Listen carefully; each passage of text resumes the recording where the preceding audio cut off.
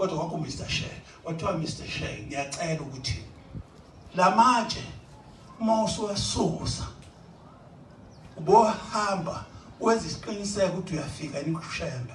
uShembe umuphi lona ofaka amatshe amhlophe? Akuyena endlona owamisa ulwandle. Bathi bonke nje bathi huye.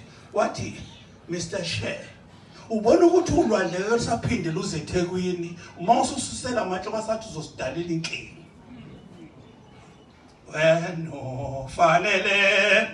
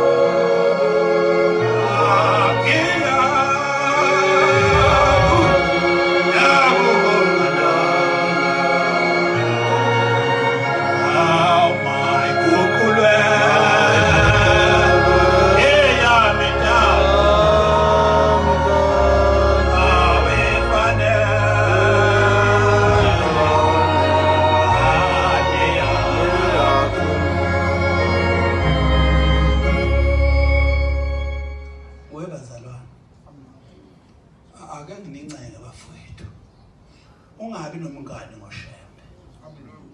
Ngibone abantu abaningi belinyazwa ngabangani. Kusukela kusekuphakameni. Inkosi ila ngikhothama 1976 ngaphathe ngo 1964 ekuphakameni yabo ingqwele. 1964 ngabhadladiswa eNtanda. Mina ngineminyaka evumayo ukuthi ngibhadladiswe. Awuthi ngangemncane angeyona ingane. Ngangemdala.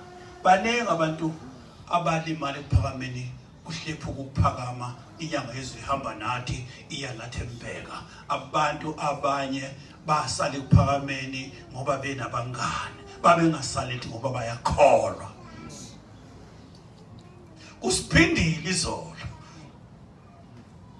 Kuhlala unyazi bezihlaleni. Kwakhona abanye abaphumayo. Ngelilanga ngoba lesikhathi esanele ngixoxela indaba yami. Ngesikhathi mina ngizokwethula eThempelini kwafika umfundisi ongaziwa. Wathi usuka wathi inkosi la ngithe khona umsebenzi wayezowenza. Yabona ukuthi ngagcotshwa kahle. Yathi khona umsebenzi izowenza eDalton. Wafika lo yababa ukuthi wafika ekseni ngabo 4 wayeselapha eDalton ngoba ingasi.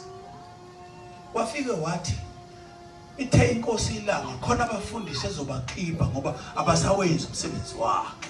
Babe bangaka abafundisi abaphuma ngo-2011. Babalile baba yishumi angazi noma khona ngamgeja kodwa baba u10.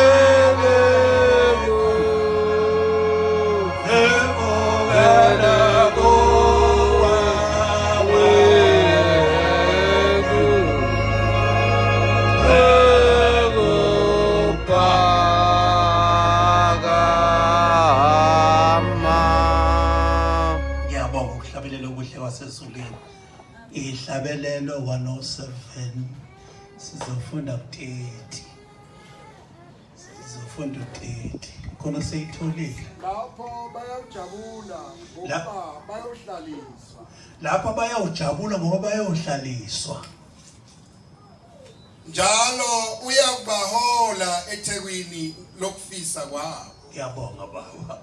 Unyazi lwasuka ekhaya elihle leMoses Babhida kugcwaliseka lencwadi ukuthi njalo uyobahola eThekwini uyihamba ngenyawo. Ocela bagijima baze bajima njalo amaphoyisa. Kodwa bagijima nje ngobamanzi bathi ihambe lento yasezulwini ihamba kuphela kwegijima bona.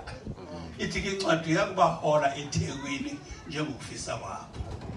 Kwagcwaliseka le umbhalo. Bafowethu isikhosana wami ngizakudala bathi ngicela ngomhla 22 ngenza ukwenza inkonzo la. Ngase ngithi ngiyakubongela sikhosana ngoba uyingane encane fanele ngigone mina ngoba sengimpunga. Khona incwadi kaJobe ithi bheka ngemdala ngempunga 15 verse 9. Fanele ngigone sikhosana bese ngikutshela mntanami wenze kahle wangibiza amathempeli onke la eThekwini ngwazonke ngisho iguqu ngizazi zonke futhi senganganyathela kuzo zonke ngaphandle kwalezi kababa bese bengiphathele izagile ngemuva befuna ukungishaya ngaze ngiyeke lapho ngoba ngabona ukuthi bangivembisa ngani bangishaye. Kodwa ngiyabonga leli thembi ngiyabona ke le ndawo ufuna nilungise incane ngoba abantu bazofika la manje bazogcwala le ndawo bezuthi uShembe usengapha khona uShembo la.